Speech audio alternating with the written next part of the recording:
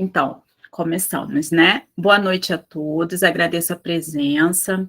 Quero dizer para vocês que hoje a gente começa, né, o módulo 4 da terceira capacitação EAD em agroecologia.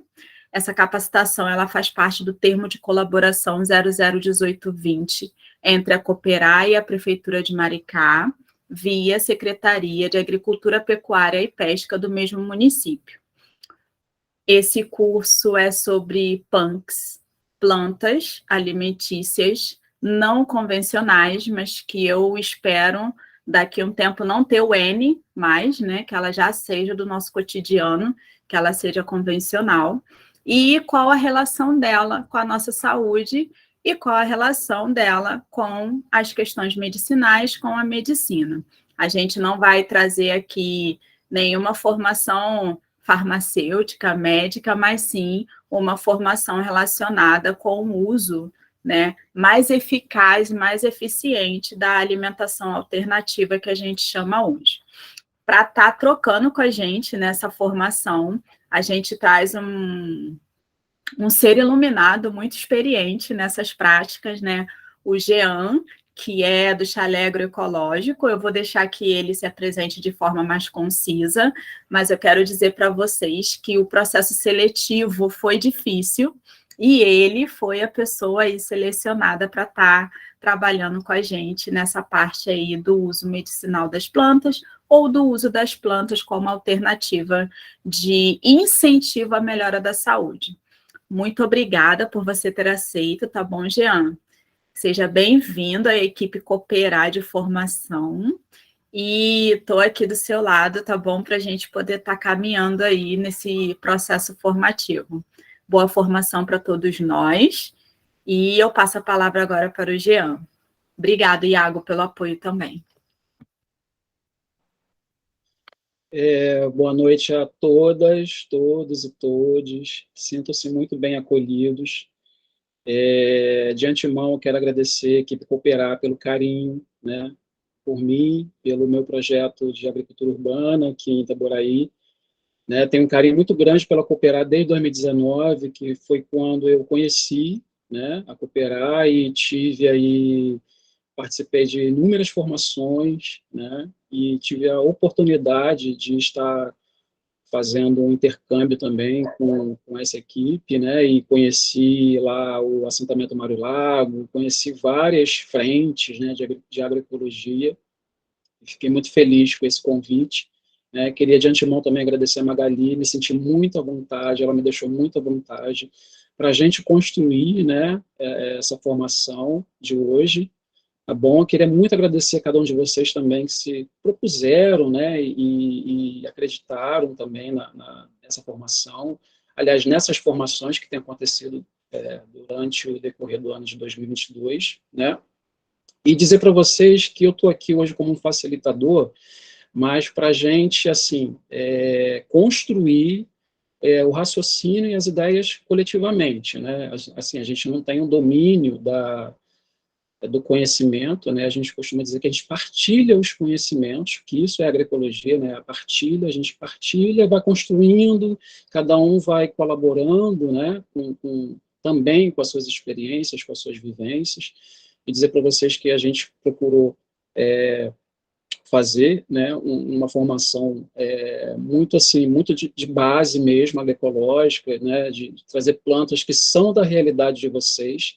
Não adianta eu querer falar para vocês da flor do Caribe, né, porque não é uma realidade nossa. Então, assim, a gente vai falar muito da tansagem, muito das punks também, né, como a Magali falou, e de antemão agradeço o carinho de vocês, né, e a gente vai construindo junto.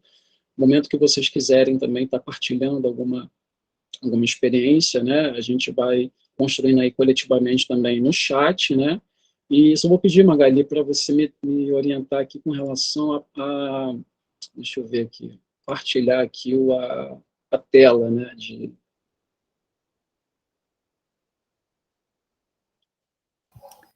Vê aí se você consegue, tá?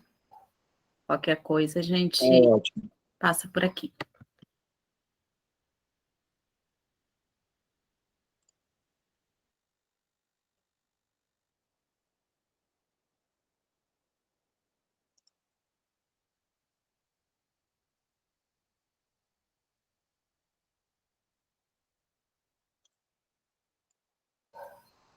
Conseguiu?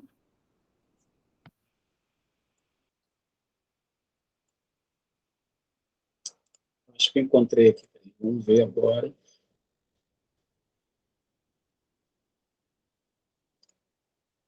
Apareceu, né? Vocês estão me ouvindo bem? Tá legal? Dá para acompanhar? Sim. Beleza. Vamos lá, pessoal. Você tem como aumentar mais um pouco? Deixa eu ver aqui. Né? Aí, Legal? Tá bacana assim? melhorou.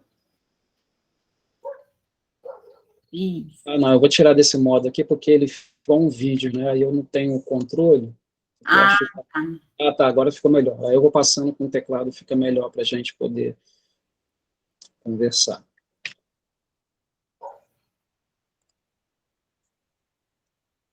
Opa!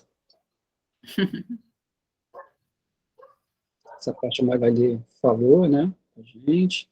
Então, eu sou Jean Carlos Rocco, sou educador, sou agricultor agroecológico urbano, também sou agente cultural, né? E tenho um projeto de agricultura urbana aqui no município de Itaboraí, junto com a professora Mariluz Coelho, que está com a gente também nessa turma, né?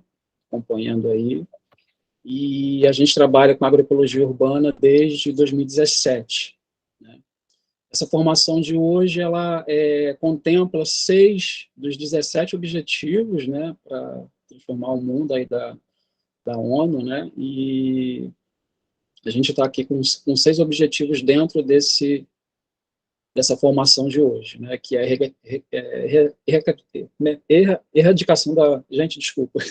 Erradicação da pobreza, fome zero e agricultura sustentável, né? A gente vai falar muito sobre saúde e bem-estar hoje, né? Educação e qualidade, igualdade de gênero, que é super importante, e consumo e produção sustentável, né?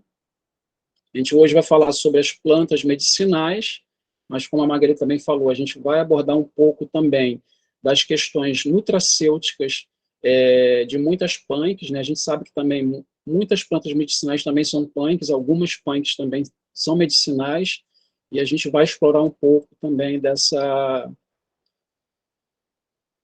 propriedades, tanto medicinais quanto nutracêuticas de cada uma dessas plantas.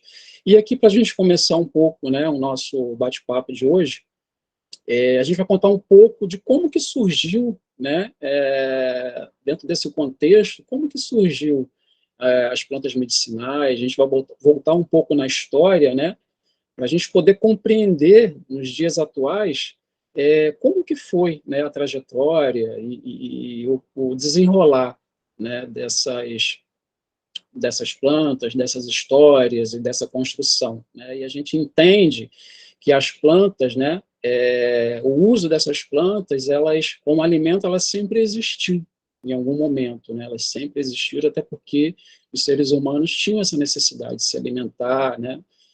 E esses humanos, né, esses seres humanos, eles buscavam retirar todos esses subsídios da própria natureza, né, para melhorar também a sua qualidade de vida. Então, a gente tem evidências, né, de que o homem pré-histórico ele utilizava também dessas plantas através de suas observações, principalmente pelos animais, né, pela postura dos animais.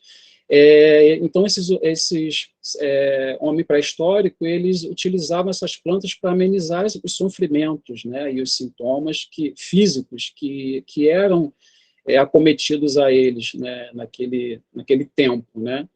E provavelmente essas observações peculiares das plantas, né, eles observavam as suas modificações, os seus comportamentos dentro das estações do ano e por fim, né, eles chegavam a considerar que muitas dessas plantas, né, eles encaravam muitas dessas plantas como divindades, porque quando eles utilizavam essas plantas para amenizar as dores, né, muitas dessas plantas ofereciam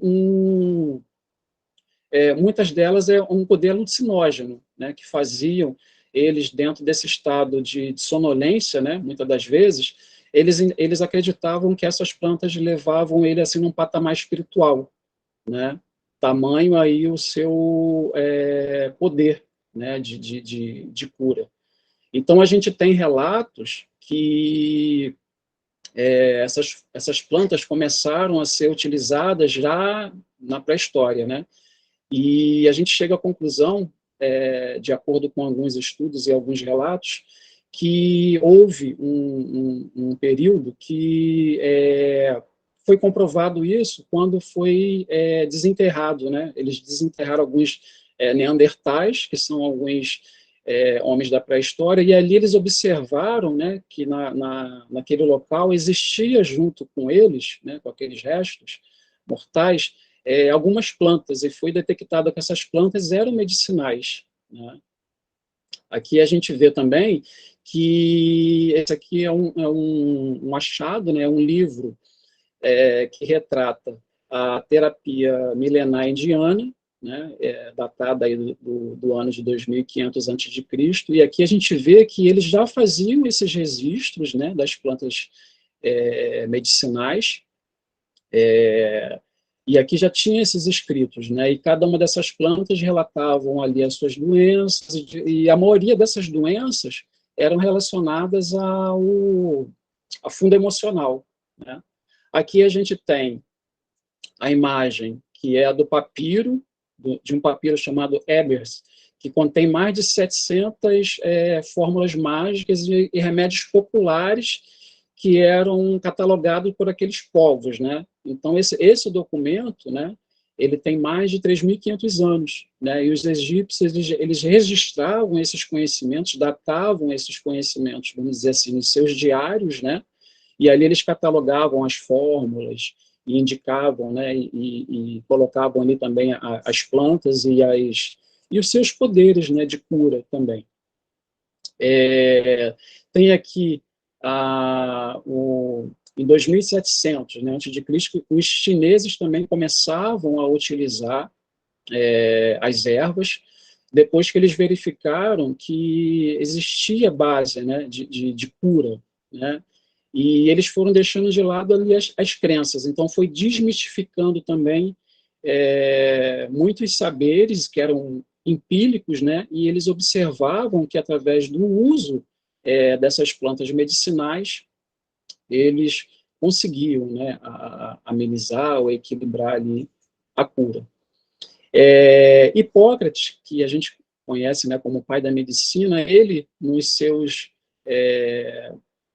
registros, né, de manuscrito, ele conseguiu classificar mais de 400 ervas, né, tendo em vista ali, ele dividiu as suas características, dividiu de acordo com as suas utilizações, né, e ele também fez um catálogo que colocava ali as plantas que se desenvolviam melhor em temperaturas mais amenas, né, mais quentes, em tempo mais úmido, mais seco, né? E, por sua vez, a gente vê que o Aristóteles ele também compilou essa lista, né?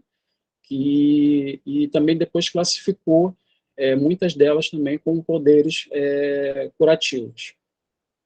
A gente vai falar um pouco agora da questão da medicina popular, né? Com base aí nos saberes, né?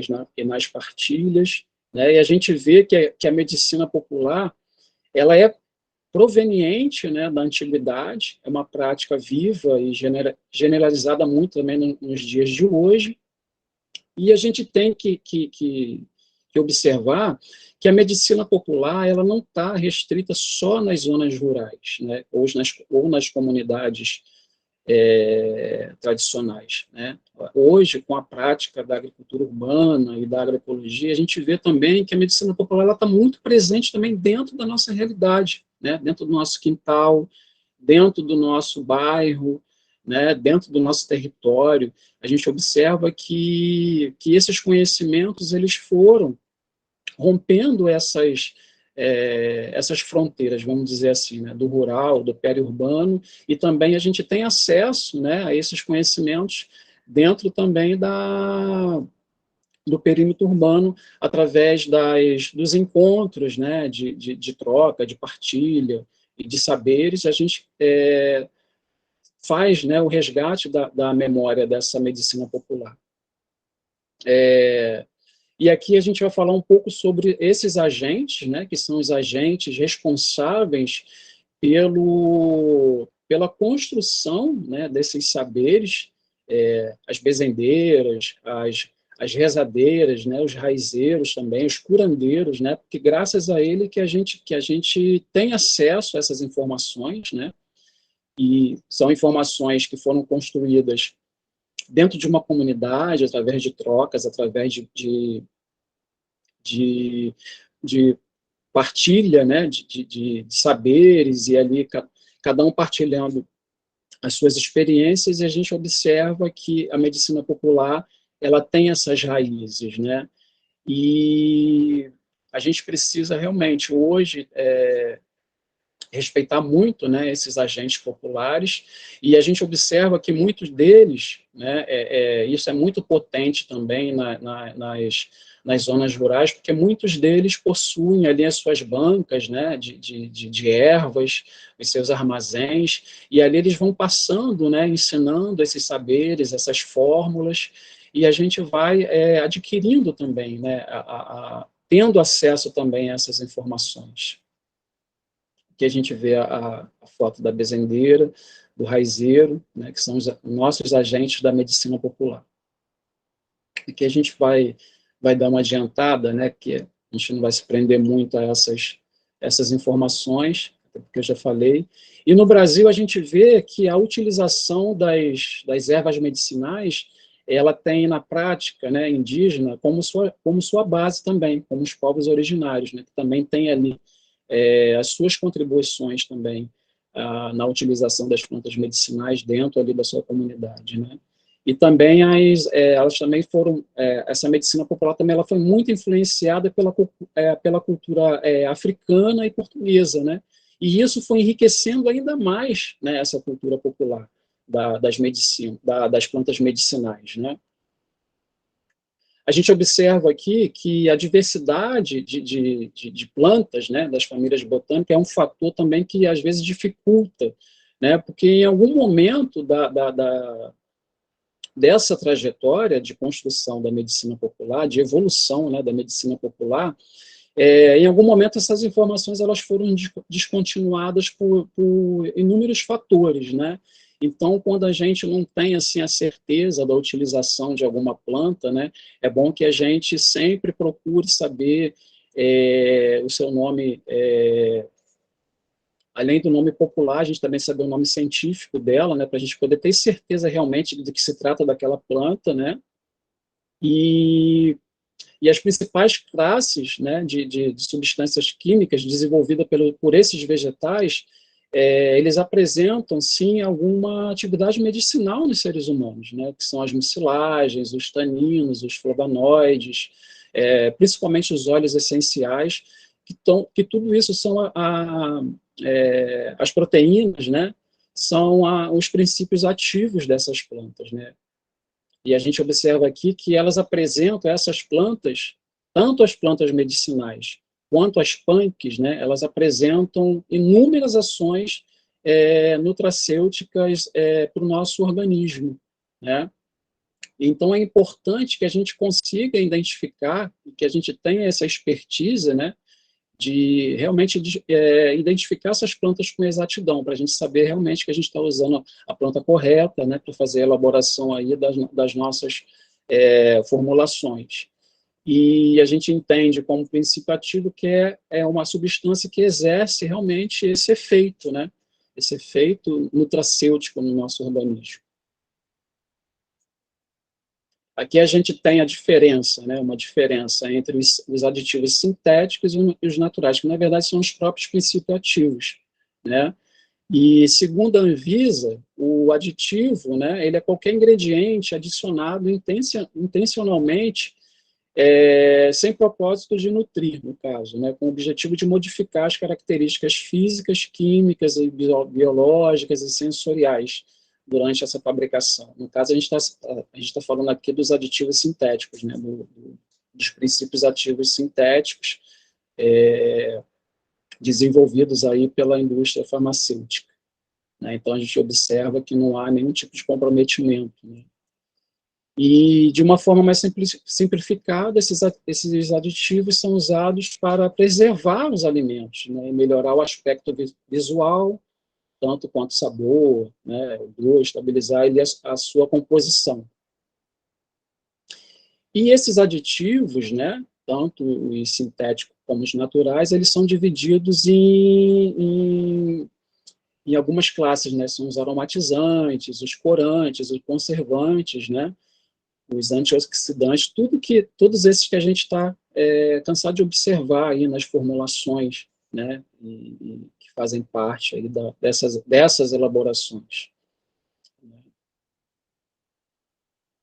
Então, sendo assim, com base nisso, a gente observa que hoje a população ela está muito mais esclarecida com relação a essa questão dos medicamentos, né? Então, aqui tem um relato de que as indústrias, né, elas já estão recebendo relato de consumidores que estão solicitando cada vez mais a redução desses aditivos, porque a gente sabe que, né, que tudo isso traz malefícios à nossa saúde, né? Então, atualmente a busca, né, a população ela tem buscado uma alimentação mais consciente, mais saudável, mais acessível, né? Então, assim, obrigatoriamente, essas indústrias elas estão revendo aí os seus conceitos. E a gente vê que hoje existe aí uma tendência que são os medicamentos chamados de clean label, né, que são os medicamentos de rótulos limpos, né? Então, assim, a gente observa que hoje a população está muito mais exigente, principalmente nesse período, né, pós-pandemia. Realmente a gente não está comendo qualquer coisa, a gente não está ingerindo qualquer coisa, né? Então é importante que a gente tenha essa consciência mesmo, né, da base do nosso alimento, da onde que o nosso alimento está vindo, né, da onde que a nossa porque hoje o que é apresentado para a gente e muitas das vezes é um volume, né? A gente está ingerindo volumes que muitas das vezes não tem benefício nenhum, né, para a nossa saúde. E aqui a gente observa uma portaria que o Ministério da Saúde, né, disponibilizou, através dessa portaria, algumas ações e opções, tanto de terapia, né, quanto de prevenção, principalmente aos usuários do SUS, né? Então, hoje a gente observa que muitos postos médicos de família e algumas bases também do CRAS, né, já estão já ali com o seu projetinho ou com o seu experimento de hortas e de canteiros de fitoterápicos, né? Então, essa é uma portaria, né, do Ministério da Saúde, porque eles entenderam que é importante que haja esse link também com fitoterápicos, né? E aqui a gente observa um trabalho que foi executado no posto médico de família aqui da comunidade do Vital Brasil em Niterói, né? A gente teve lá, observou, existe dentro desse projeto de canteiro, né, e desse espiral de erva, existe mais ou menos umas 70 variedades entre plantas medicinais e punks, né, que fica disponível para as famílias dessas comunidades, inclusive as famílias que são atendidas, né, pelos postos médicos de família, têm acesso também a essas plantas, né. E aqui a gente observa também outro projeto, né, que é o projeto, eu já vou voltar já ao slide lá em cima. A gente observa aqui o projeto, que é um projeto o relógio do corpo humano, né, que é um relógio das medicinais, e a gente observa que existe, né, 12 canteiros, de acordo realmente com um relógio, né, e cada uma dessas plantas é específica para ser utilizada para uma finalidade, né? Vou voltar aqui. Aqui a gente tem um mapa, que depois a gente vai estar disponibilizando para vocês, e cada uma dessas plantas tem função, né? Tem a hora de ser colhida também, né? Isso é importante, a hora delas serem colhidas, e cada uma desses canteiros que fazem parte desse relógio tem uma planta específica para ser colhida em determinada hora, né? A gente observa aqui do lado direito, né, que tem as suas placas de identificação, e ali a família, né, as famílias, ou a mãe, vai ali e de acordo com a orientação que é dada, né, ela vai e colhe ali essas plantas, que faz parte aqui, no caso, de um projeto lá em Caxias do Sul, né, porque a unidade básica da saúde de Caxias do Sul entendeu, né, que esse objetivo de ter esse relógio é estimular a comunidade a usar adequadamente as plantas, ou seja, além de ser um projeto com plantas medicinais, né, as famílias são capacitadas, né, a estar usando também essas medicinais, e esse projeto ele é baseado na medicina tradicional chinesa, né? Então, existe um projeto também de relógio biológico chinês, né? Então, foi baseado nesse projeto, e ali afirma haver um horário mais adequado por se tratar de cada uma das partes do nosso corpo humano, né? E essas plantas medicinais, elas foram aliadas a essa teoria, e tem plantas específicas, né, que foram plantadas ao longo desses 12 canteiros, e cada um dos canteiros corresponde a um órgão do nosso corpo humano.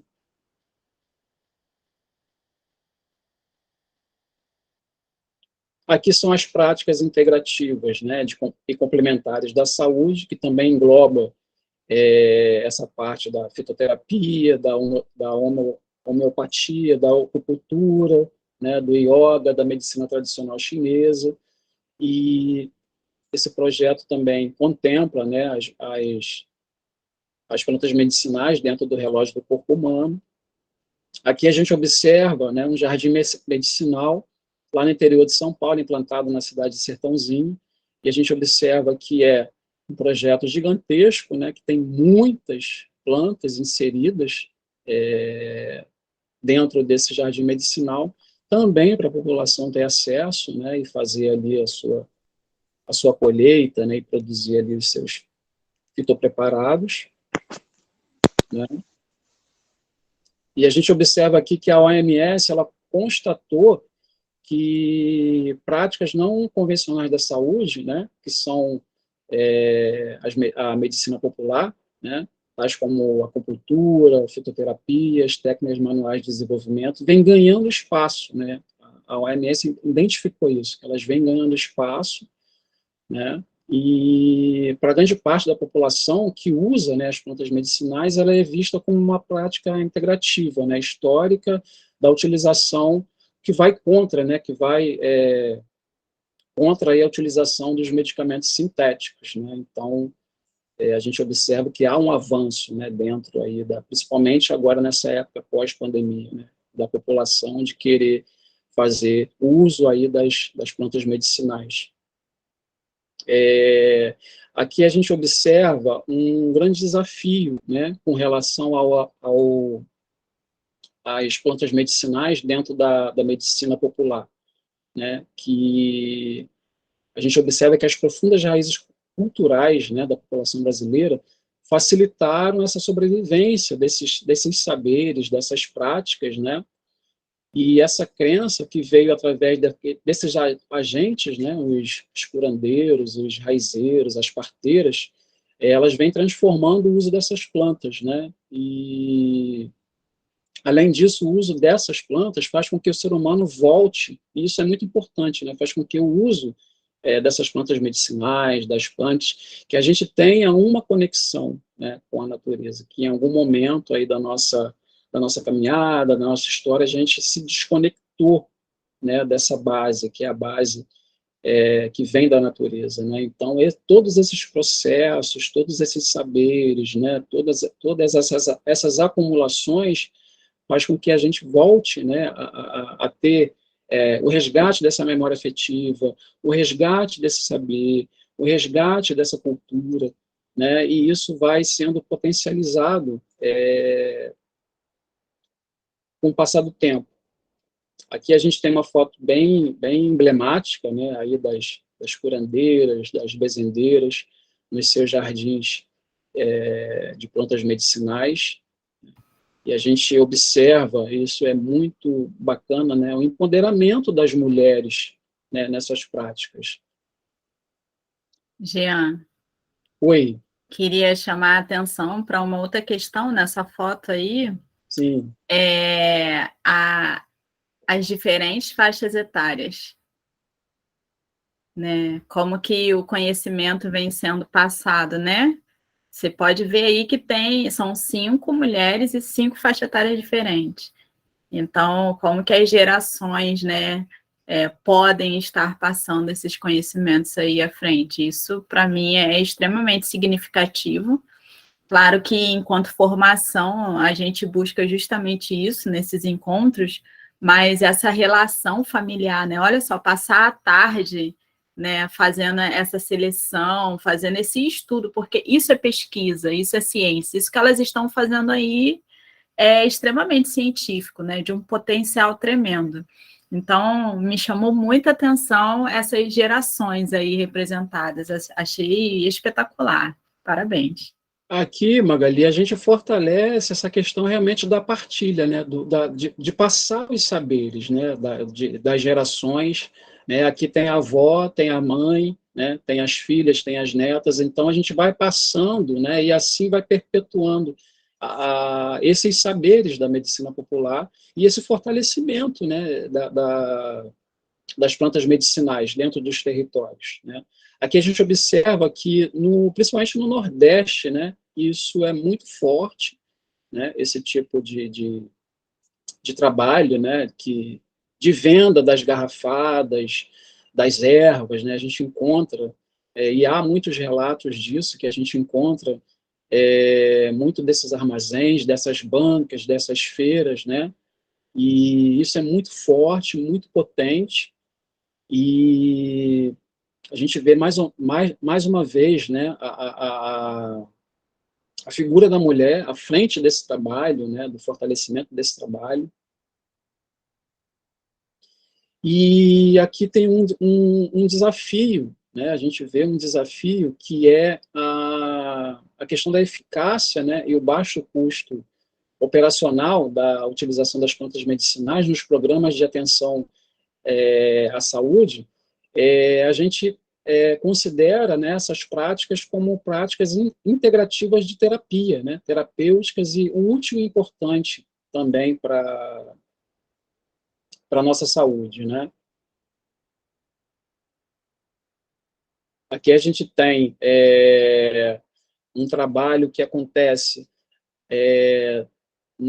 numa escola da rede municipal de Niterói, que é a Escola Vinícius de Moraes, no Sapê. Foi implantado, além da horta, né, para as crianças terem acesso também a essa conexão com a natureza, e foi plantado também essa espiral de ervas com muitas plantas medicinais que foram doadas pela comunidade do entorno da escola. Então, assim, houve uma preocupação, né, a comunidade escolar entendeu que era importante tanto para dentro da comunidade escolar, como para os pais dos alunos também fazer essa integração, ou seja, esse espiral de erva ele foi construído com doações, né, com trocas e com partilhas de mudas da própria comunidade do entorno da escola. Então, a gente percebe, né, o quanto que isso é potente, né, dentro de um território, de uma comunidade, de um bairro, né, e do lado esquerdo a gente vê o mesmo espiral de erva lá da farmácia Viva, né, lá do posto médico de família, do Vital Brasil. Aqui a gente observa, né, que foi feito curva de nível com com várias plantas medicinais, né, foram utilizados também alguns materiais que seriam descartados, né, então aqui houve uma preocupação também de fazer um descarte consciente desses materiais e fazendo esse aproveitamento. A gente sabe que hoje não é muito bom a gente estar utilizando, né, o pneu para essa finalidade, porque a gente sabe que esse material ele solta, né, resíduos com o passar do tempo. Como esse projeto foi um projeto antigo, agora eles estão fazendo a troca desse material, né, para poder não estar assim com essa imagem, né, muito associada aí a um elemento que tem, né, um fator negativo também para o meio ambiente. A gente vai falar um pouco também falamos um pouco aí da medicina popular e também vamos falar da homeopatia, né? E dos benefícios também que as Oi? Como a gente está indo para a homeopatia, tem uma pergunta aqui que eu vou deixar para ti, e aí você decide aí se a gente responde agora ou não. Pediu para você falar, foi a Eduarda, pediu para você falar mais um pouco sobre as propriedades nutracêuticas das plantas. Então, a gente vai falar, Eduarda, né? A gente vai falar mais para frente, Eduarda. Acho que ainda nesses slides, Magali, mais um pouco para frente, tem bem destrinchado assim para a gente degustar bastante ali, né? Perfeito. Então, obrigado, querida. Com relação à homeopatia, né? A grosso modo, ela significa independência, sustentabilidade, segurança alimentar, né? A saúde da água, do solo, do ar, a nossa saúde, né? E a saúde também através dos alimentos agroecológicos. E aqui, né, depois dessa longa introdução, a gente vai partir agora para algumas orientações, né? Porque também não basta a gente ter só as plantas medicinais e utilizar elas só para chás, né? Existe várias metodologias, existe vários preparos que a gente pode também estar fazendo, né? Para também estar potencializando cada uma dessas plantas, cada uma dessas flores, cada uma dessas folhas e dessas raízes, né? Então a gente tem aqui algumas metodologias, né? E algumas formas de preparo. E a gente vê aqui, uma delas é o chá, né, que a gente faz, que a gente sempre tá fazendo, né, o chá por infusão quente, né, que é indicado. Essa metodologia ela é indicada, né, principalmente para folhas, para as flores, para algumas inflorescências, né, e frutos que contenham essas substâncias, né, esses princípios ativos que são mais voláteis ali quando você faz essa imersão, né, na infusão da água quente, né? A gente também tem o chá, que é o chá de decocção, que geralmente a gente cozinha, né, essas partes das plantas medicinais que são necessárias, né, para poder elas liberarem esses princípios ativos durante todo esse processo. E principalmente esse de decocção, ele é principalmente indicado, né, para aquelas plantas medicinais que a gente tem as partes mais com a consistência mais rígidas, né? Ou seja, as cascas, as raízes, os rizomas. A gente tem um exemplo aí dos rizomas, o açafrão, né? Que a gente utiliza para geralmente o chá a gente coloca, né? Ou açafrão em pó. Então, quando você tem o rizoma do açafrão, você coloca ali ele picado, né? Para poder depois estar soltando ali a gente faz tipo uma infusão, né? Tem também aqui o cataplasma, né, que é um processo que se aplica com esse preparado. A gente pode estar usando ele quente ou frio, né, e com as plantas medicinais. E geralmente a finalidade dele, né, é sempre para a questão de inflamação, né, nos locais, né, a gente fazer a aplicação desse cataplasma no local mesmo que a gente está sentindo ali alguma dor, né? Deslocou, você bateu, inchou, né? Então a gente faz esse processo de cataplasma. Tem as compressas, né? Que acho que todo mundo que está aí acho que já fez alguma vez na vida, né? É super corriqueira, a gente sempre está usando uma compressa para alguma coisa, né? E a gente aplica, né? Esse material com as plantas medicinais sempre no lugar que foi lesionado, através de um pano, de uma gaze, que a gente umedece, né, com essa infusão. Tem que estar frio, né, essa infusão, para a gente colocar no local, ou morna, né, não pode ser muito quente também, para não ter queimaduras. A gente faz também os banhos, né, os famosos banhos aí de assento, né, os banhos mesmo também, que é muito utilizado, né, pelas comunidades tradicionais, principalmente pelos religiosos, né, fazer esses banhos com as ervas, né, e a finalidade desses banhos é uso externo mesmo, né. A gente tem também as macerações e a infusão fria, né, que é uma preparação que consiste, né, no contato dessa parte vegetal com a água, né, então você vai macerar na temperatura ambiente por um tempo determinado a cada planta, né, e essa metodologia, né, esse método é indicado para plantas que possuem substâncias, né, que se degradam com esse aquecimento, ou seja, aquelas plantas que são bem mais fininhas, né, que não são muito suculentas, então ela tem essa facilidade da gente fazer essa maceração, até porque não vai ser com água quente, né, então a gente tem essa facilidade de macerar ela mesmo com água fria e ela ali soltar todo o seu princípio, os seus princípios ativos, né. Tem também os pós, que a gente consegue esses pós vegetais, que a gente pode fazer através da secagem, né, da que a gente vai falar daqui a pouco. Tem os xaropes caseiros, famosos xaropes, né, aí das folhas, né, de pitanga, de laranja, que a gente também chama de lambedor, e é classificada como uma preparação aquosa, né, caracterizada pela sua alta viscosidade, realmente é um xarope, né, que apresenta ali no mínimo utilizado, né, na composição dele, entre 40% e 45% de açúcar. E essa metodologia ela é bastante popular, né, porque ela tem um gosto agradável, então, assim, as crianças, né, a gente usa, né, principalmente aí nos idosos, nas crianças, e a função dela, né, dessa metodologia, né, desse preparo, é principalmente para as infecções, né, de via respiratória, como tosse, né, e bronquite. Tem também aí os bochechos, né, que é feito através da agitação do infuso, né, ou então do macerado também. A gente pode fazer o macerado e fazer aí os bochechos, né, a gente faz vários movimentos contínuos, né, bochecho, só que a gente não engole, né, esse líquido no final.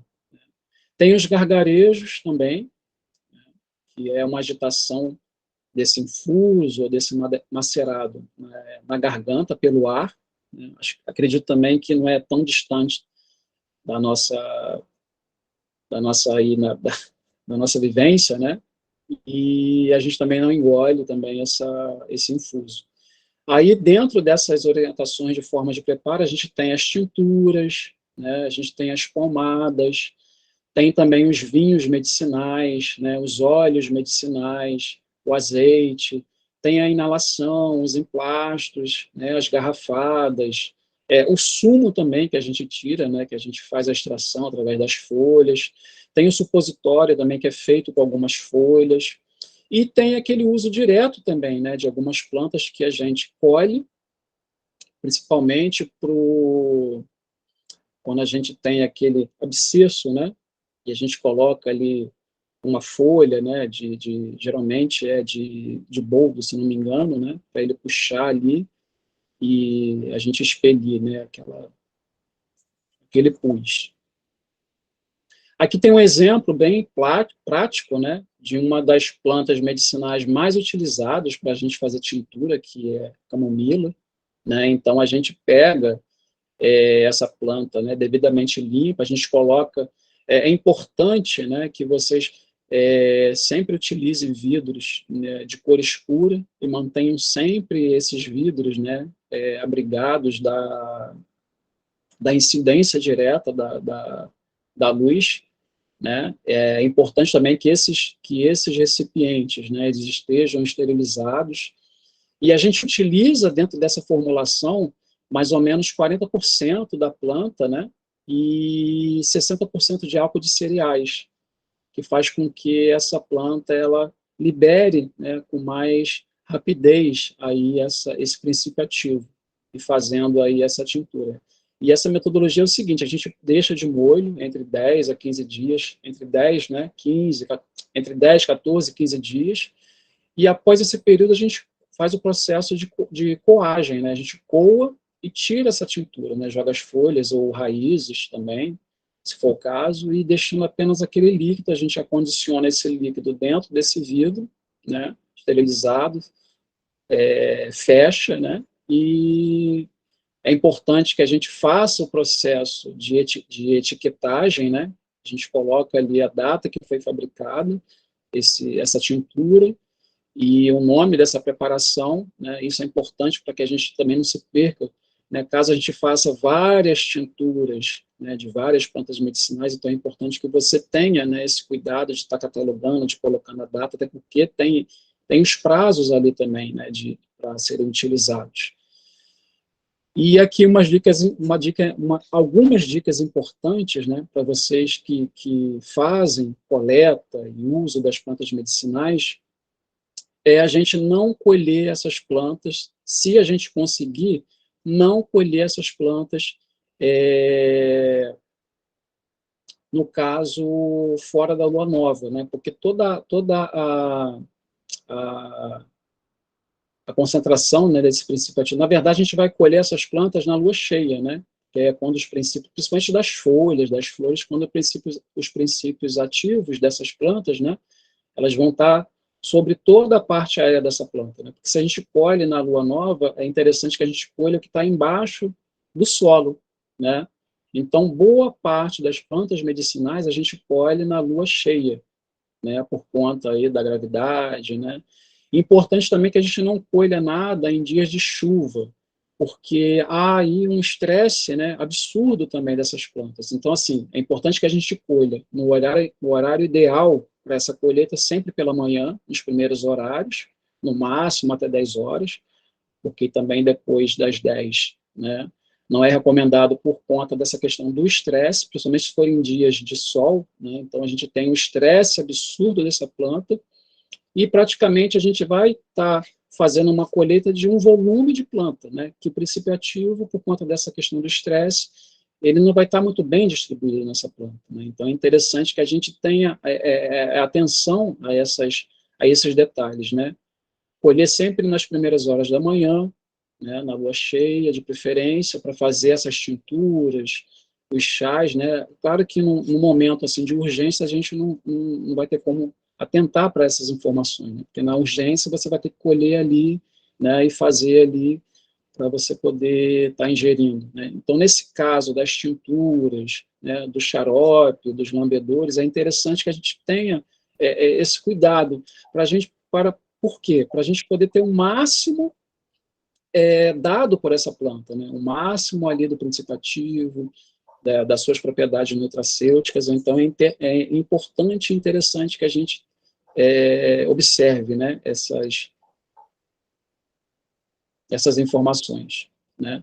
Então, pela manhã, é interessante que a gente colha plantas que a gente vai utilizar como flores, né, que no caso ali é a camomila, do capim-cidreira, as folhas, né, é importante que a gente colha tudo isso pela manhã, a carqueja, o confrei, a erva cidreira, o funcho.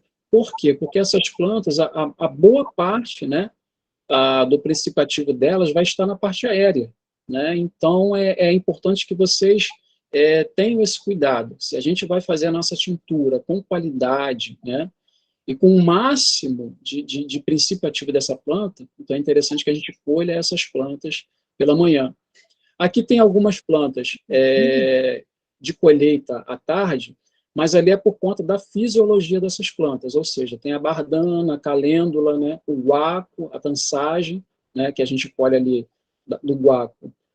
As folhas, eu nunca vi flor do guaco, mas geralmente a gente utiliza mais as folhas, né, e a tansagem também, a gente utiliza muito as folhas da tansagem. E o curioso da tansagem, né, é que além dela ser uma planta com altíssimo, né, poder medicinal, ela também é uma punk, né, uma planta também que pode ser comestível.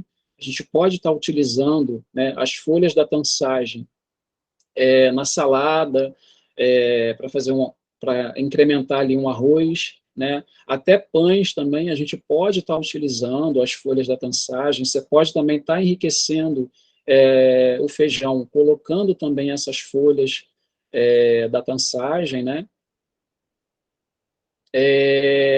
Aqui alguns cuidados relacionados a... Tem alguém me ligando aqui. Aqui a gente tem alguns cuidados relacionados às cascas da árvore, né? Alguém perguntou, Magali, sobre o consumo das folhas da tansagem, foi isso? Você pode consumir da crua? Geralmente, sim, a gente consome. Isso vai muito, acho que foi o Renan, não foi, Magali? Isso vai muito, Renan, acho que foi o Sim, Renan. Renan Costa. Renan, isso vai muito, sabe de quê? Da sua reeducação alimentar. Ou seja, uma vez eu ouvi um agroflorestor falando que a gente precisa trabalhar a questão do nosso paladar, né? Ele consumiu um noni maduro, sem fazer aquele processo, né, de diluir ele no suco de uva para poder ficar mais como a gente pode dizer, mais bebível, né? Mais consumível, né? Então, assim, ele focou muito nisso, que a gente precisa muito trabalhar a nossa questão de sabores, do paladar, né? Então, assim, a folha da tansagem, ela costuma ser um pouco amarga, né? Então, o que você pode fazer? Você pica essa folha, deixa ela um pouquinho de molho numa água, até ela, né, soltar ali um pouco desse amargor, igual a gente faz também com o almeirão, né, o almeirão roxo, o almeirão de árvore, geralmente a gente consome ele cru, mas aí a gente deixa de molho para ele tirar um pouco desse amargo, né, e ali você consome enriquecendo ali a sua salada, né, é mais ou menos assim.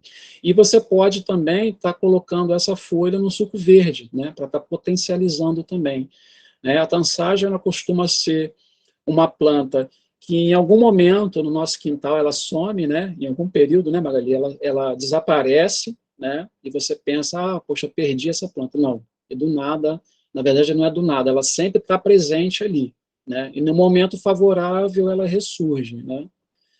E aqui a gente precisa ter respondido, Renan, acho que foi o Renan, sim. Oi, Jean. Oi. Sim, foi o Renan. E tem uma pergunta, é a Aurora? Gelesa Aurora. Pergunta se a tansagem pode ser dada para criança.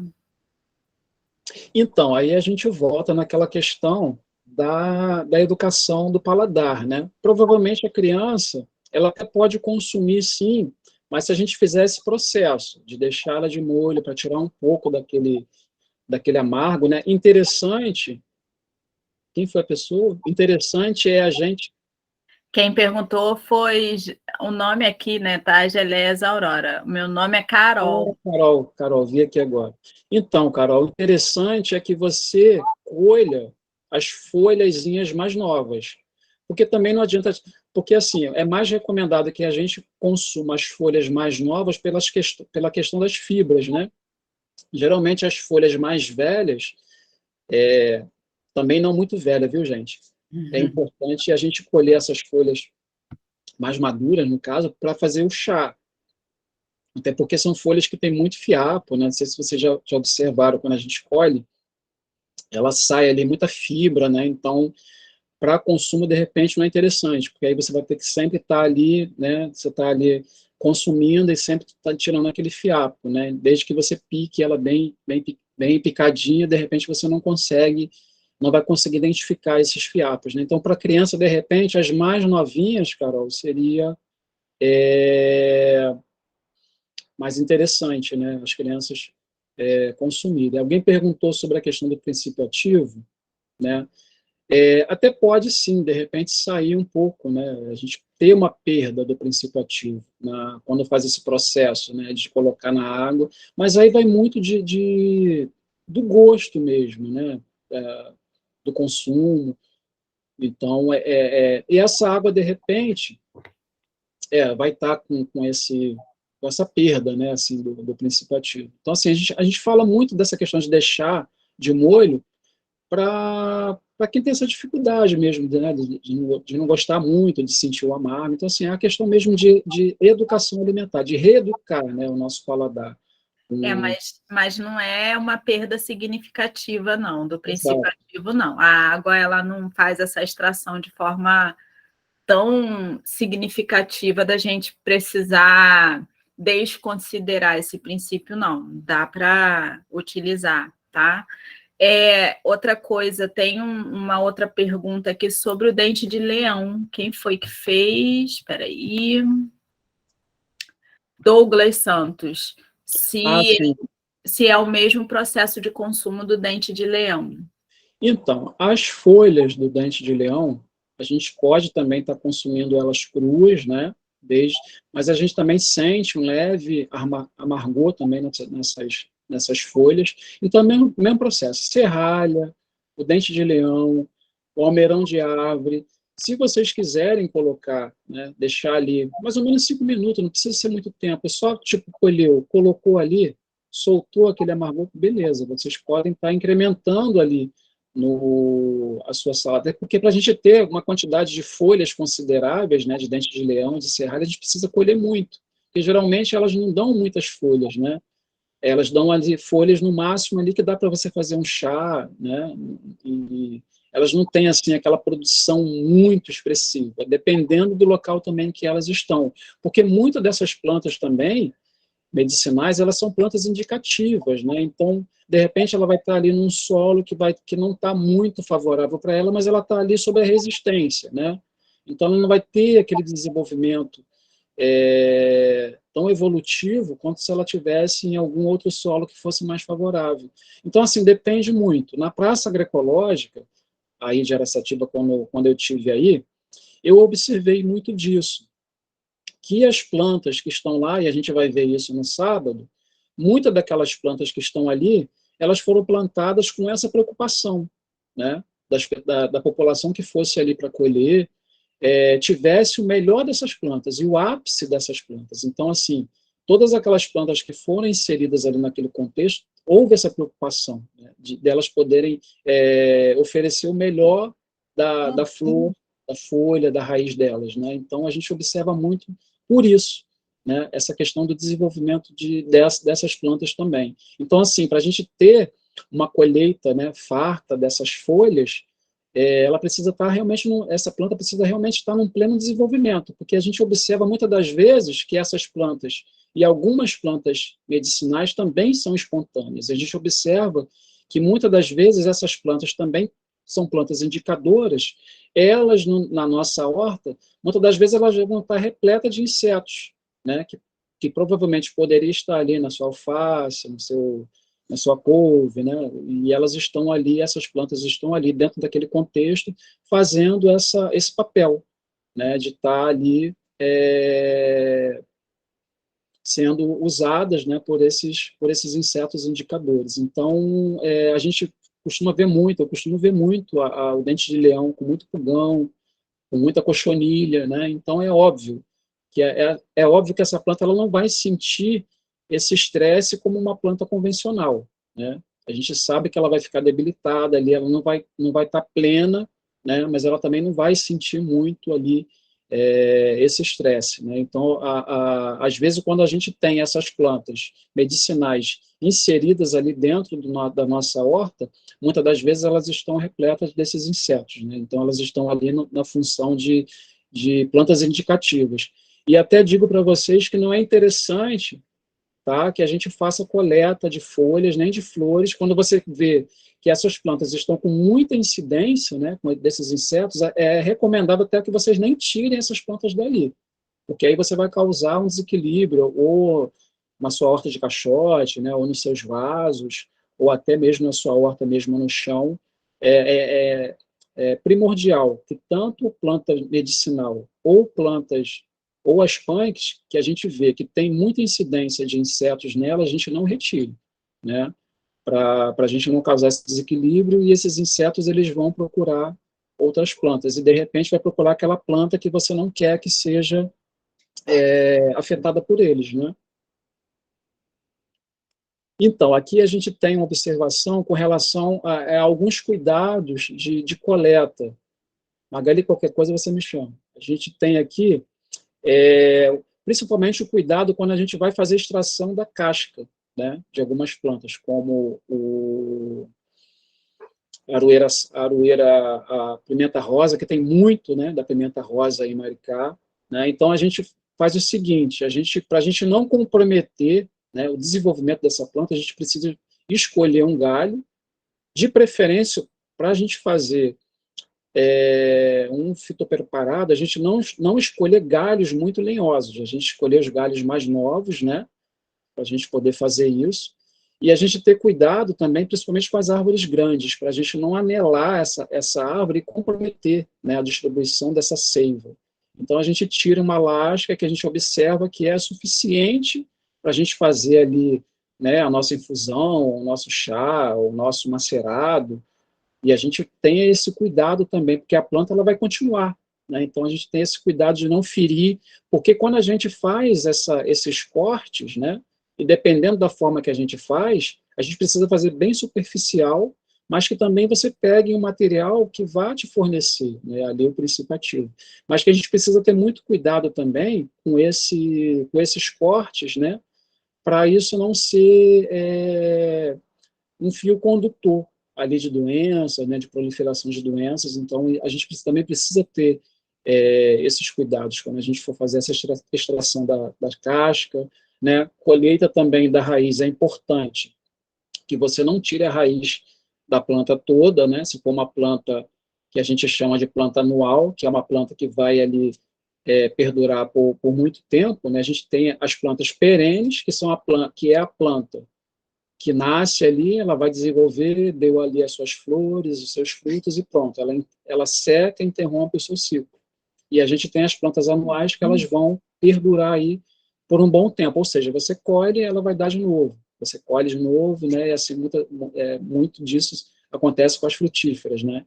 Então, o que acontece? Quando a gente vai fazer extração de raiz, por exemplo, açafrão, né, eu não quero mexer na minha planta toda. Então, quando você vai fazer a extração do seu açafrão, do rizoma do seu açafrão, né, você faz ali cava ali em torno da raiz, tira, né, ali a fração que você acha que vai te atender e depois você coloca o solo novamente, né? Então a gente sempre vai fazendo essas colheitas com cuidado, né? Salvo assim, quando o açafrão ele seca por inteiro, que aí você tem que colher todos os rizomas. Mas quando você ainda está com a planta, né, em pleno vigor, você quer fazer uma coleta ali de um rizoma fresco, você faz esse processo, né? Tenta ir cavando em volta também para não gerar muito estresse nessa planta, faz ali a sua colheita, retoma aquele solo para o local e parte para o braço, né? Aqui a gente tem alguns processos de secagem, né, que é muito importante a gente observar, né? E a secagem, a função desses processos, né, de a gente secar as folhas, né, é principalmente para reduzir essas reações de decomposição. Porque quando a gente, né, armazena folhas frescas, né, a gente precisa ter esse cuidado que a duração dela vai ser muito pouca, né? Então, havendo esse excesso de umidade, né, a decomposição, obviamente, ela aumenta. A gente teve uma experiência muito interessante com um relato de um coletivo de mulheres que trabalham com a chaia, né? Elas, na observação, elas viram que se elas armazenarem as folhas, tanto a folha de chaia quanto a folha de ora pronobis, essas folhas, se vocês armazenarem essas folhas úmidas, essas folhas têm a tendência de se decompor muito mais rápido. Então, qual foi a sacada delas?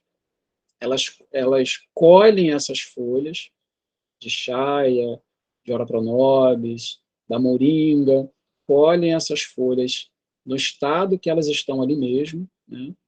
Coloca no papel, embrulha essas folhas no papel, põe numa sacola e põe para refrigerar. Aí, quando elas vão utilizar essas folhas, né, aí sim, aí vocês vão lavar, né, vão lavar essas folhas e utilizar aí para o que vocês querem, ou para consumo através de alimento, ou para o suco verde, né, ou para fazer aí os macerados também. Mas é importante que a gente tenha esse cuidado com a secagem justamente para isso, para a gente poder neutralizar essa questão da decomposição, né? Então, o que a gente faz?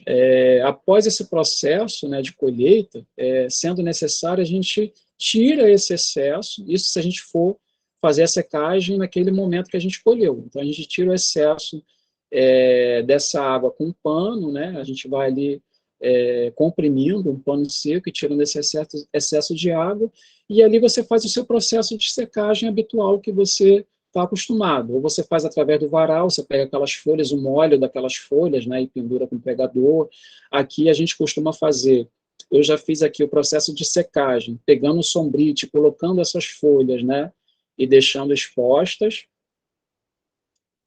e deixando, já vou responder, Magali, e deixando essas folhas expostas, principalmente, assim, a gente precisa estar muito atento à questão do tempo, né, porque, assim, tem plantas que, às vezes, a gente deixa 8 horas diárias, e, assim, você não pode sair de casa, porque, assim, a gente está vendo que agora, no final da tarde, está chovendo muito, então, assim, você vai perder toda a sua produção, né, e tem plantas que, no mínimo, precisa de entre 6 e 8 horas para ter uma secagem plena.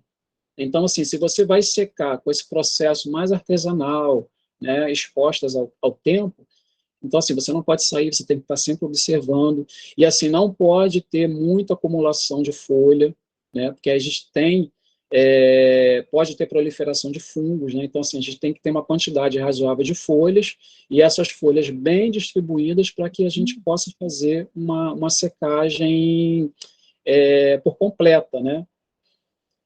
A questão aqui agora de secar raízes e as cascas, né, elas podem ficar no sol pela manhã, e principalmente, a gente precisa ter cuidado com a questão de, assim, fazer agricultura urbana, a gente tem os desafios, né, que principalmente se a gente mora muito próximo às rodovias, né, às pistas, a rua, né, essa questão da incidência das sujidades, né, das poeiras. Então, assim, para a gente produzir, para a gente ter um material de qualidade, a gente precisa estar atento também a essa questão da incidência da poeira, né, dessas sujeiras, porque não, se a gente vai produzir aí uma tintura, né, que tem um cunho medicinal, então a gente precisa que essa planta seja mais sadia possível, né, e que a gente tenha esse cuidado também quando a gente for manipular também, né, essas ferramentas, né, que esses utensílios que a gente vai utilizar estejam devidamente limpos, né, até o local também que a gente vai estar utilizando, né, é necessário que haja essa questão da higiene, a nossa própria higiene mesmo, né, das mãos, lavar até os antebraços, né, são as boas práticas aí de manipulação, que a gente precisa estar muito atento a isso, usando máscara sempre, né, em algum momento a gente pode falar, e isso pode ser fonte também de contaminação, né. Então, a gente observa que secar, né, é uma questão de disponibilidade, né? Então, você pode usar tanto a planta verde ou a planta seca. Isso vai depender muito da finalidade, né? E quase todas as plantas podem ser desidratadas e armazenadas. Alguém perguntou, Magali, sobre a questão da desidratação, não foi?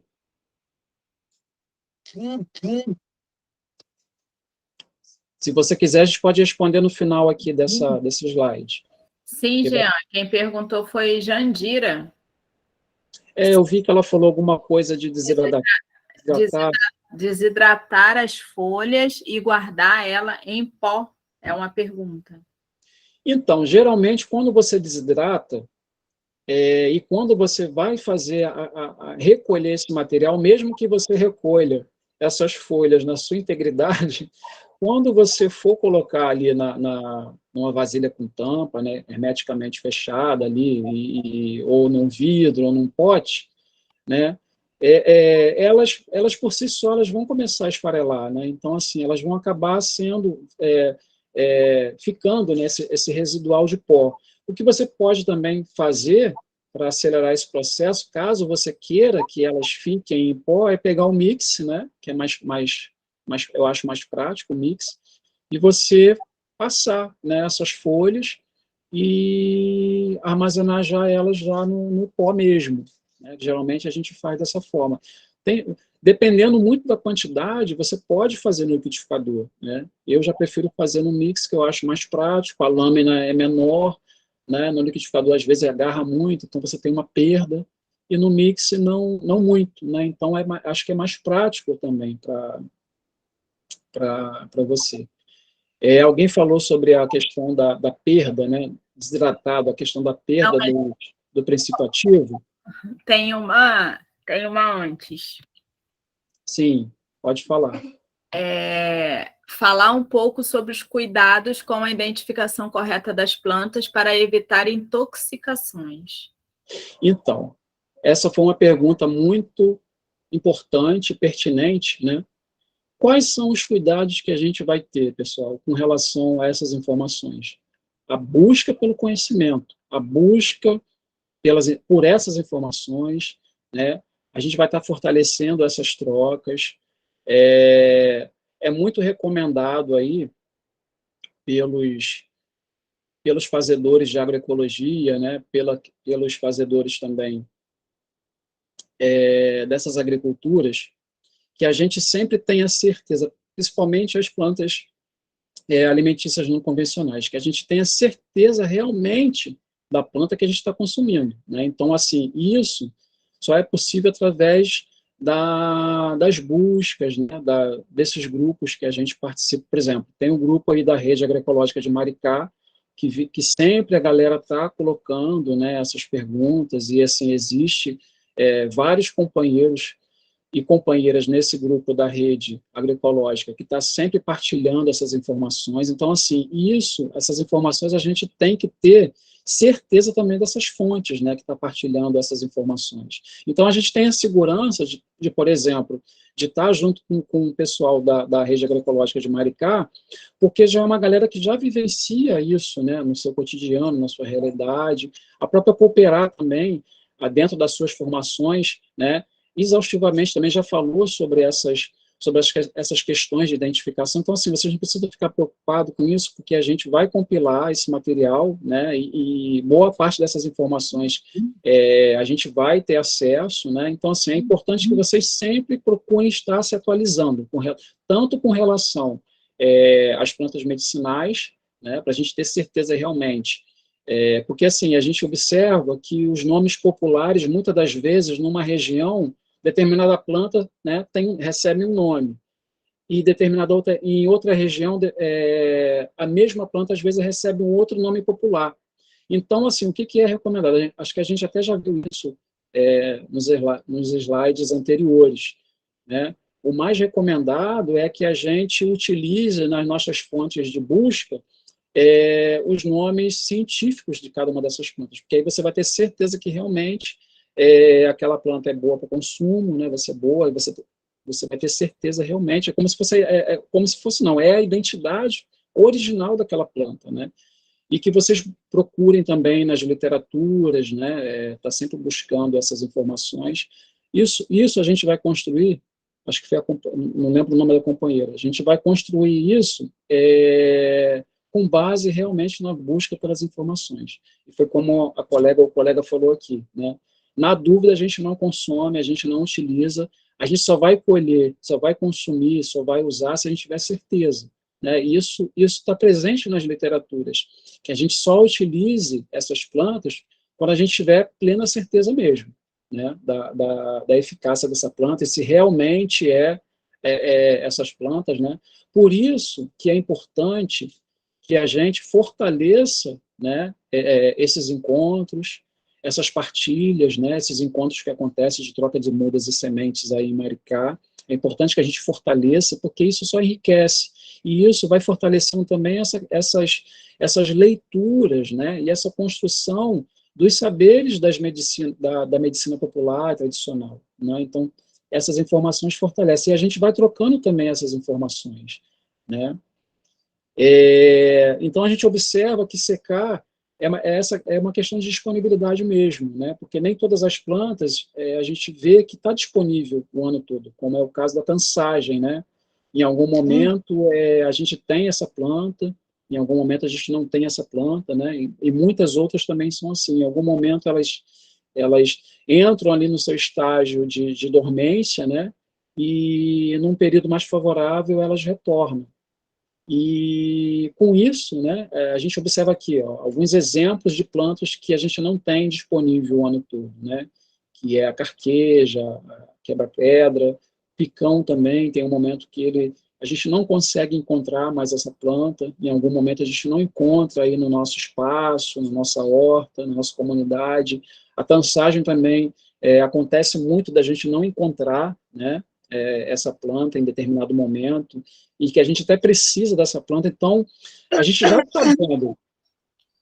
Alguém falou? Oi? Não, é o áudio da É, Audilene que está ligado.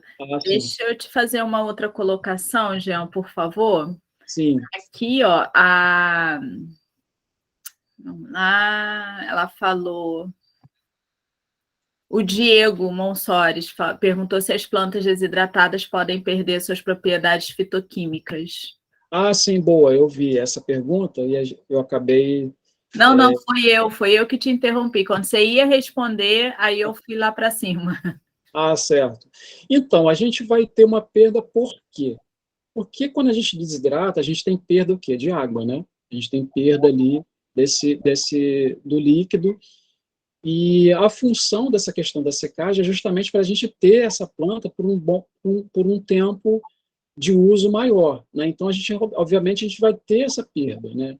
É como a Magali falou, a gente também não vai ter aquela perda significativa quando a gente deixa algumas plantas de molho, né? Então, a gente não tem aquela perda significativa.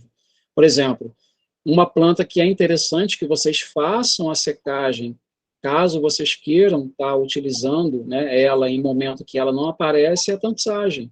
É uma planta que a gente precisa fazer esse processo de secagem para que a gente possa ter essa planta durante os 12 meses do ano, porque ela fica 6 meses ali no estágio de dormência, né?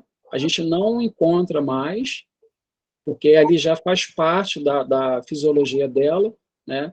Adormecer durante aquele período, principalmente período de inverno, se não me engano, é o período que ela, outono e inverno, é o período que ela vai ali, né, entrando nesse estágio, e depois ela vai ressurgindo, né? Então, só que nesse meio tempo a gente não tem essa planta para poder fazer um chá, para poder fazer uma infusão. Então, é interessante que nesse período, né, de primavera-verão, em que ela está ali no seu pleno vigor, né, a gente colhe essa planta e faça esse processo de secagem, porque a gente observa que com o processo de secagem a gente consegue ter essas plantas por muito mais tempo, desde que vocês coloquem essas plantas nesses vidros, né, que são recomendados esses vidros de cor escura, né, e que a gente saiba também armazenar de forma adequada para a gente também ter aquela eficiência também da planta, porque não adianta eu colocar em qualquer embalagem, né, em qualquer frasco e deixá-la ali, né, recebendo aquela incidência de luz, e ali ela vai ser totalmente neutralizada. Então, quando a gente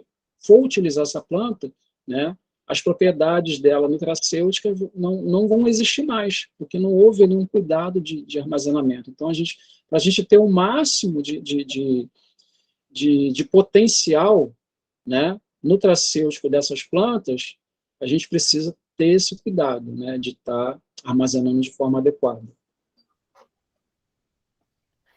Ó, aqui a gente tem... Oi, pode falar, né? Deixa eu só ler uma colocação aqui que... Bom, o Renan, ele falou que, na dúvida, ele prefere não usar, né? Se ele tiver dúvida se a planta é alimentícia ou medicinal. E aí a Josiane coloca que o nome científico é a melhor forma de desfazer qualquer mal-entendido, porque o uso popular realmente confunde e em cada região elas ganham nomes diferentes. Erva de São João pode ser hipérico ou o mantrasto, olha o perigo aí.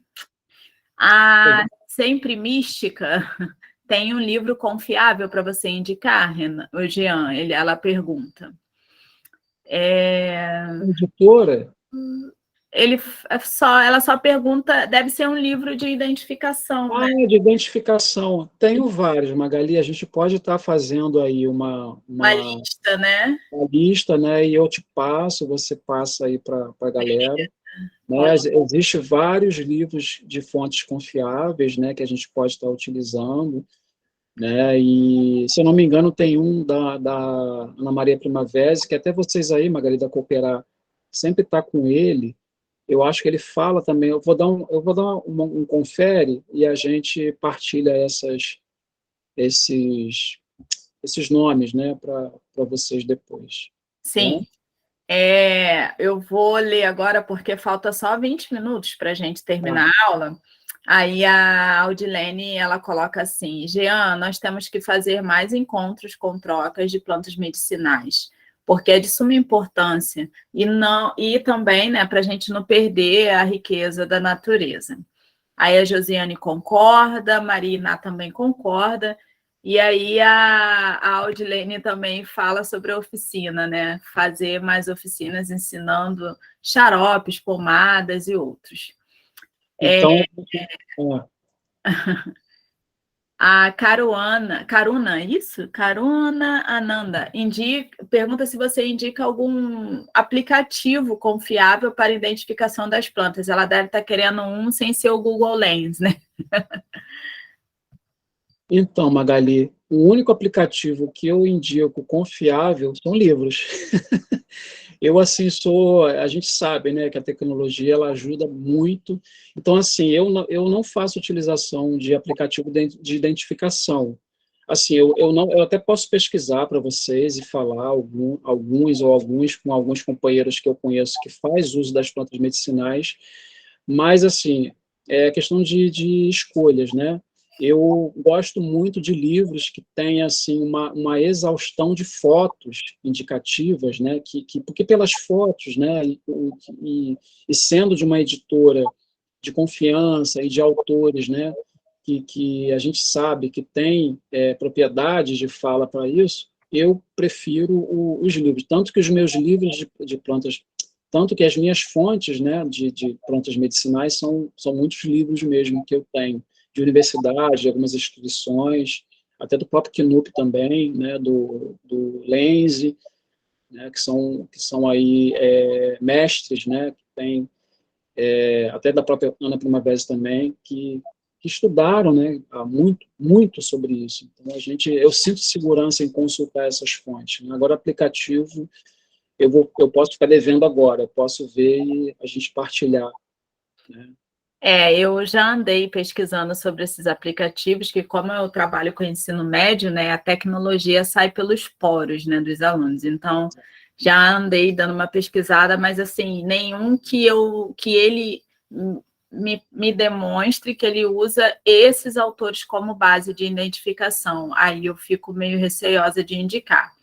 Eu tenho uma colocação aqui do Bruno, que ele pergunta sobre como se aproveita mais as propriedades fitoquímicas das plantas no processo de infusão quente ou macerando, ou vai depender do tipo de planta? Vai depender, foi o Vitor? Bruno Passos. Bruno, vai depender da forma que você for colher. A gente falou, né? De preferência de escolher essa planta no ápice do potencial dela, né? De manhã, de preferência nessas fases, né? Que a gente falou da lua, de preferência lua cheia, né? Então, assim, vai depender desses fatores. Por quê? Porque você pode colher também essas plantas e num momento de estresse, né? Então você vai ter essa perda significativa. Então, assim, o ideal é que a gente saiba, né, o momento certo para esse tipo de coleta, de preferência de manhã, né, como eu falei, né, para você ter o melhor do potencial dessa planta. E essa planta realmente ela está bem desenvolvida, como eu falei, né? Não adianta você colher uma planta que está ali com muita incidência de insetos, você vai ter trabalho de limpar, né? E ela ali já vai estar num processo de estresse, então você não vai ter um bom aproveitamento, né, do ápice e de que melhor essa planta poderia estar te fornecendo. Então, assim, é mais questão mesmo de observação, né, e de condições que você observe que ela está ali num momento bem favorável mesmo que você possa estar colhendo, né, e ela te dando ali o melhor do potencial dela nutracêutico, né. O Diego pede se você pode falar um pouco sobre a variedade de Ora Pronobis. Posso falar, a gente vai falar, Magali, acho que amanhã, tá bom, Diego? Dá uma segurada, meu amigo. que a gente vai falar muito sobre porque essa primeira parte a gente vai focar mais nas medicinais, né? E a gente vai falar também das propriedades nutracêuticas das punks. Entendi. Então, a gente tem porque, na verdade, a Ora Pronobis, a Chaia e a Moringa é a trinca das punks, né? São as punks mestras que vocês precisam ter. Ah, eu não tenho punk nenhuma, mas que pelo menos tenha uma dessas três, né? Que são as punks, assim, master, que a gente encontra mais artigos científicos falando sobre as propriedades nutracêuticas de cada uma delas, né? Então, é a trinca, eu chamo a trinca de punks. Acho que agora só os elogios, mas aí você lê depois, pode ser? Pode. Eu estou printando aqui, eu vou mandando para ti Ah, depois. você me fala aí, Magali, a questão do horário, eu vou falar aqui sobre a dificuldade, até de algumas, para a gente encerrar aqui, essa parte dos processos, né, da secagem, e a gente partir para um outro processo, são da dificuldade também de algumas outras folhas, né, e que a gente tem dificuldade de secagem. Por quê? Porque são folhas que têm assim, muito suculenta, né? Por exemplo, a gente tem dificuldade, às vezes, das folhas, aqui tem até umas fotos, né, que eu coloquei, a gente observa aqui algumas variedades de boldo, que a gente vê que são folhas assim muito túrgidas, né? Então, a gente teria um processo de secagem dessa folha um pouco mais demorado. Por exemplo, a babosa, a gente vê que tem aquela mucilagem, né? Aquela baba, né? A gente vê também que ela é muito larga, né? Então, para fazer a secagem da babosa, seriam meses, né? Então, assim, essas plantas realmente não são interessantes no processo de secagem. E aí a gente tem que trabalhar com elas de alguma outra forma. Por exemplo, no boldo, a gente pode fazer uma tintura, né? A gente faz a extração do sumo, né? A gente faz o processo também do sumo, ou faz a extração do princípio ativo do boldo através da tintura, né? Então, a gente observa que, por exemplo, as folhas do boldo não são fáceis de serem secas, mas isso não quer dizer que é um problema, né? Porque são plantas que a gente tem disponível o ano todo. Então, a gente não vai ter uma ausência dela por um período, como o caso da tansagem, né? Então, assim, o boldo não teria essa necessidade de você fazer a secagem. É uma planta que vai estar constante ali. A babosa, a mesma coisa, né? Pela rigidez dela, a gente vai ter também, né, a babosa durante os 12 meses do ano. Então, você não precisa se preocupar, né, de estar fazendo esse processo. Então, assim, a gente observa que tem algumas plantas que é possível fazer alguns processos, né, e outras a gente tem que trabalhar com outros processos, né. E a babosa a gente observa que é quase impossível, né, porque a gente vê a dimensão, né, a gente vê o quanto que a folha é túrgida, né, então teria realmente essa dificuldade. Eu, pelo menos, nunca vi babosa desidratada ou seca, né? A gente sempre vai estar consumindo ela ali na hora, você colhe, né? Espera sair aquele líquido meio avermelhado, né? E você utiliza ela, né? Agora, a escolha do local, né, para esses processos da secagem, eu falei, né, que precisa ser um local arejado, disponível, né, e muito bem limpo, né? E não pode ser sombreado, porque a gente tem aquele problema da proliferação de fungos, né? Então, a gente precisa também fazer esse espalhamento das folhas para poder ter uma maior adesão nesse processo de secagem, né? E, como eu falei, pendurar os amarrados, né, dessas plantas no varal, isso já foi falado. Deixa eu ver aqui. Para a gente não entrar na rotulagem, não sei se vai dar para entrar hoje, aí aqui algumas observações gerais com relação à questão da sujidade, né? Se a gente vai fazer colheita de plantas medicinais, ou se você vai fazer um projeto, né, um canteiro, um espiral de ervas, é importante que você observe o local que você vai fazer a implantação e a condução, né, desse espiral de erva, ou dessa farmacinha em vaso ou em caixote, principalmente por essas fontes, ter cuidado com essas fontes, né, de poeira, de sujeira, né, não pode ter acesso aí de animais domésticos, é importante que não haja isso, né, e a utilização também da rega, é importante que você utilize, né, água de boa procedência, né, E esse daí é um cuidado ecológico, né? Até porque é inadmissível que você, e a gente nem fala sobre isso aqui, que você utilize qualquer adubo químico, né, nessa produção, até porque a gente vai estar produzindo ali remédio, né? E quando a gente for coletar, ficar atento, não colher, é muito falado isso, né, para a gente não colher nunca nada na beira das estradas, porque realmente é fonte de contaminação. A gente vai falar muito disso nas punks, né, porque as punks a gente praticamente vai consumir toda a planta, né, então não é interessante, eu não tenho essa planta, eu não tenho essa punk na minha horta, eu vou colher e vou levar. O que é, assim, indicado quando a gente não tem uma punk, determinada punk, né, e a gente não por intermédio de troca, se a gente não conseguir ter acesso a essa planta, o que é recomendável que você faça? A gente faça a coleta dessa planta, mas você não vai consumir essa planta pelo menos por uns 2, 3 ciclos dessa planta.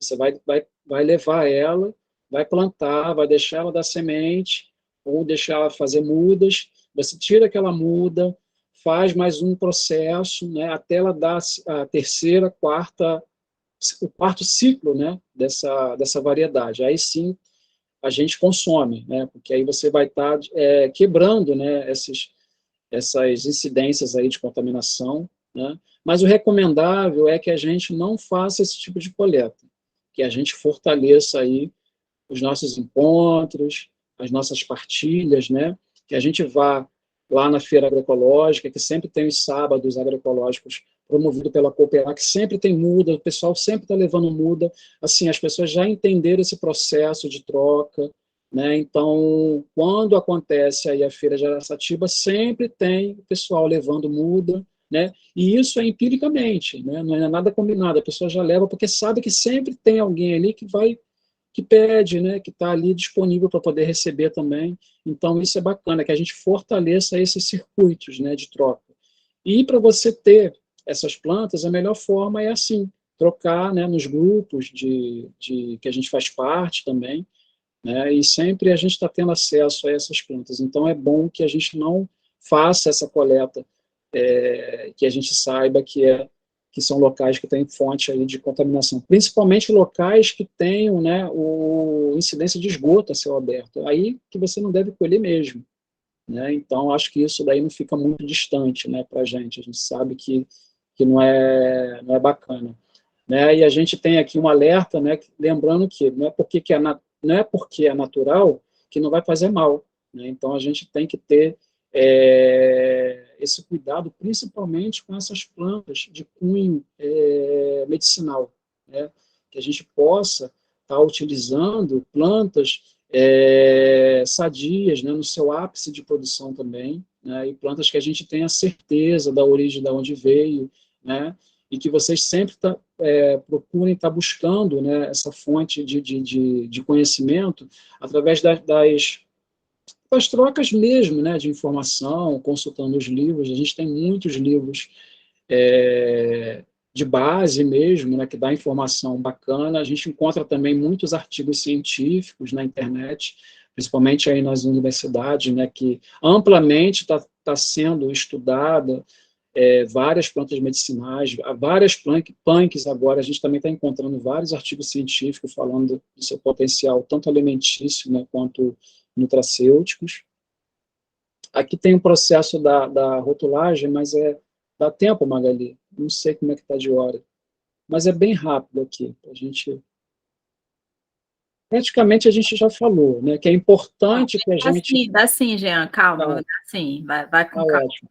Praticamente a gente já deu uma pincelada, né? Que é importante quando você faz o processo de secagem ou o processo de armazenagem, que você faça a rotulagem para você saber quando foi que eu produzi, né? Quando foi que eu produzi essa tintura, qual foi a data que eu produzi, quando foi que eu produzi essa secagem, né, dessa determinada planta, até para a gente poder ter esse controle, né, porque é importante que haja, né, a percepção e esse cuidado com essas informações, né, para a gente não se perder também, porque se a gente começa a fazer várias metodologias de infusão, de secagem, a gente tem várias plantas, né, então é importante sim que a gente faça uma caderneta com essas informações, ou que você coloque uma etiqueta, né, também com o nome dessa planta, a data que foi feita, o processo que foi executado, o nome da pessoa, também é importante isso, né?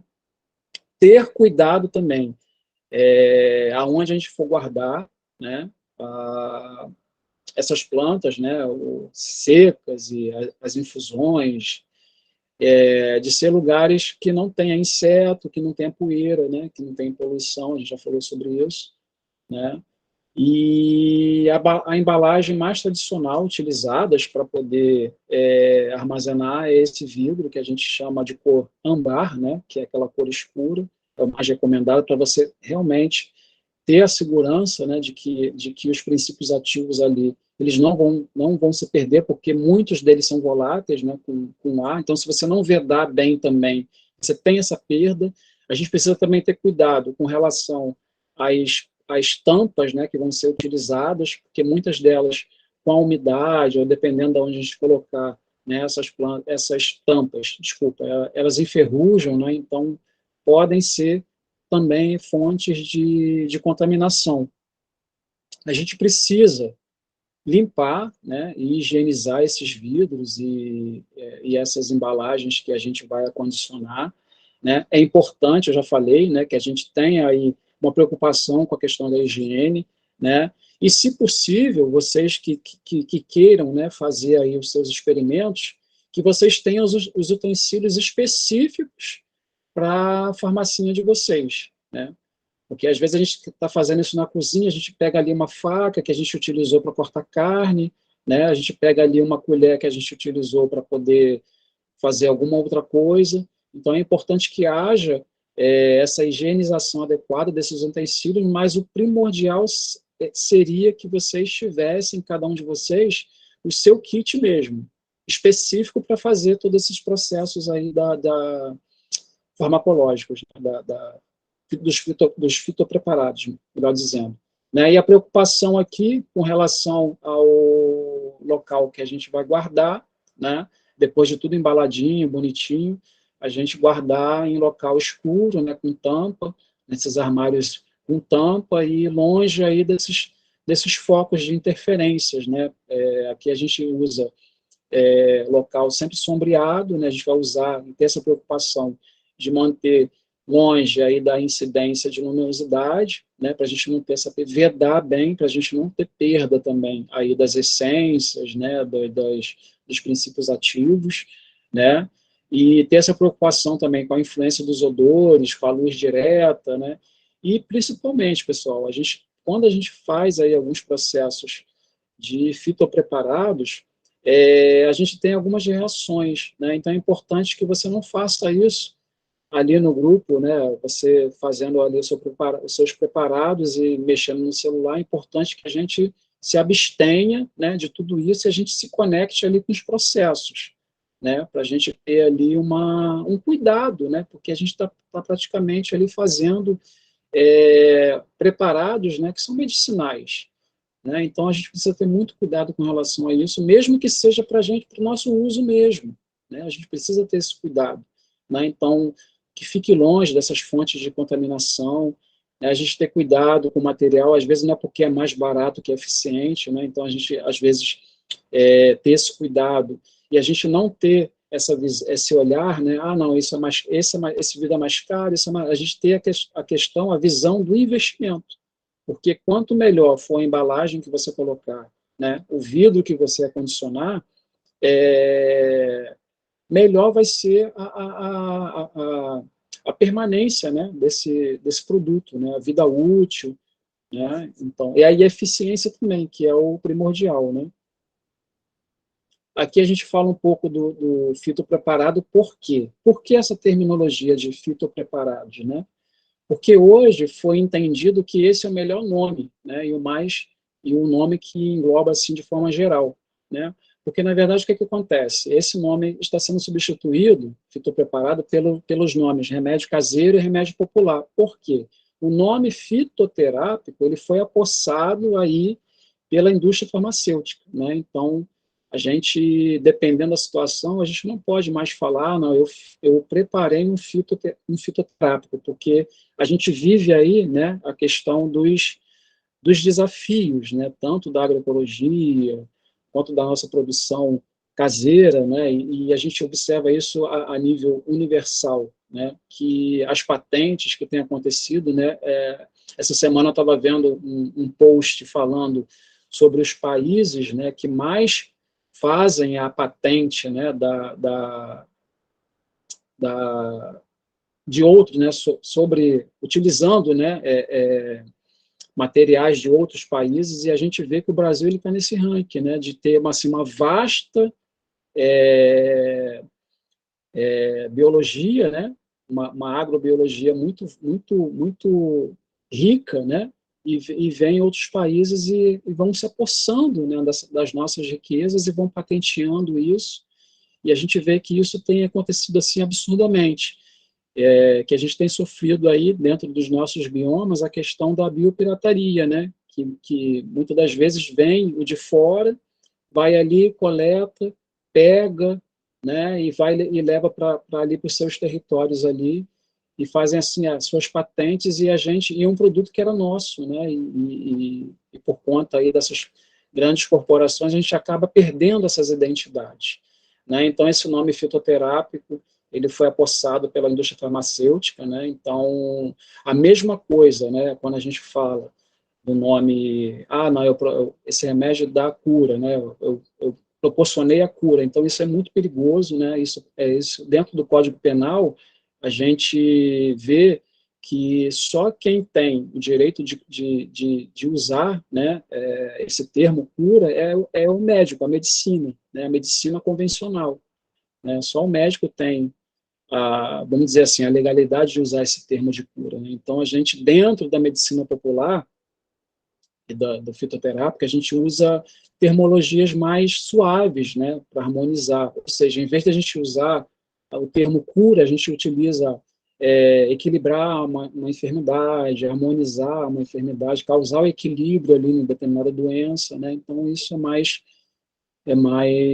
são termos assim que são mais populares, né? Então a gente precisa muito também ter cuidado com essas terminologias, né? Infelizmente a gente vive aí inúmeros desafios com relação a essa questão, né? De muitas coisas a gente não está podendo mais falar, não pode mais pronunciar, né? Então que fique assim palavras com leveza, né? Com mais leveza, em vez da gente falar essas terminologias, né? Então eu acho que é isso, Magali, para hoje, que a gente vai falar, vai esmiuçar cada um daqueles processos, né, de metodologia do xarope, a gente vai explicar como que faz, né, então eu acho que hoje a gente encerra aqui no termo fitopreparados, né, então a gente não fala mais fitoterápica, a gente vai falar, eu estou produzindo os meus fitopreparados, né,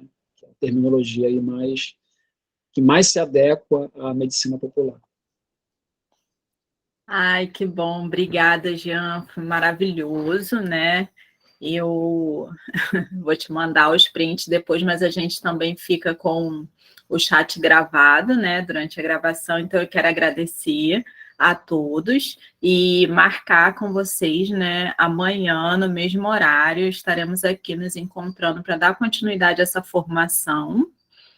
E olha, o pessoal está perguntando aqui se você vai falar sobre ética. Nossa, é potente isso, hein?